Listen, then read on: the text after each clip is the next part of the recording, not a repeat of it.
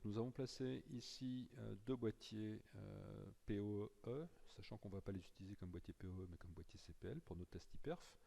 Donc un boîtier qui se trouve ici au rez-de-chaussée, dans le local technique, un boîtier PoE1 qui lui se trouve au premier étage.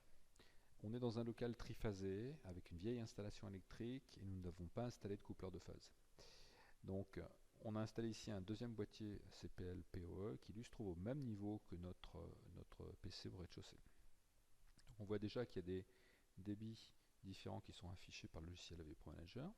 Nous allons maintenant tester avec deux PC distants les débits réels de la connexion.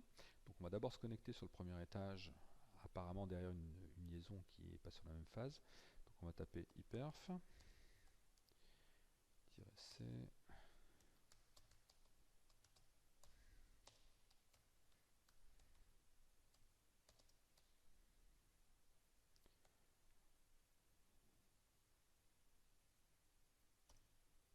Voilà, premier test sur l'unité du premier étage.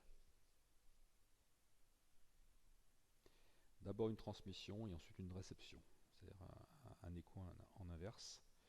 Donc 43 mégabits débit réel donc du rez-de-chaussée vers le premier étage.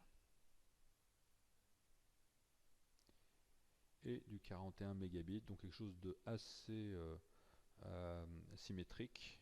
On est aux alentours un peu supérieur à 40 mégabits débit réel. C'est un très bon résultat sur des produits qui ne sont pas sur les mêmes phases. Il faut savoir que dans le temps, on ne pouvait pas faire ce genre de choses sans coupleur de phase, ce qui demandait l'intervention d'un électricien. Alors on va faire le deuxième test avec une unité qui est au même niveau. Donc cette fois-ci je vais taper, alors je vais changer l'adresse IP, c'est tout. Donc l'adresse IP cette fois-ci ça va être 7. Et je valide.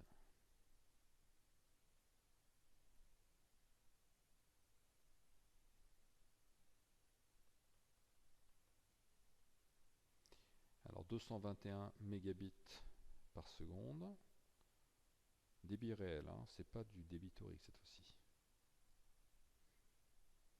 Et 245, donc on peut considérer que c'est assez symétrique, 245 mégabits. Donc on a quelque chose de supérieur à un RJ45 Fast Ethernet.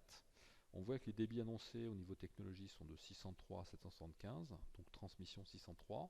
Nous on avait trouvé 221 mégabits. Donc globalement on peut diviser par un peu moins de 3 et 775 annoncés par le logiciel et on aboutit à 245. Donc là encore on divise par un peu moins de 3. Ce qui est très correct, hein. Donc là on est évidemment au même niveau, on est sur la même phase, mais c'est des débits extrêmement bons, ce qui explique que les technologies 1,2 gigabits soient vraiment adaptées pour ce type d'utilisation. Sachant que nous on va installer des caméras qui ne dépasseront jamais, qui seront la plupart du temps entre 5 et 10 mégabits grand maximum en H264, ce qui est fort correct pour faire une installation vidéosurveillance.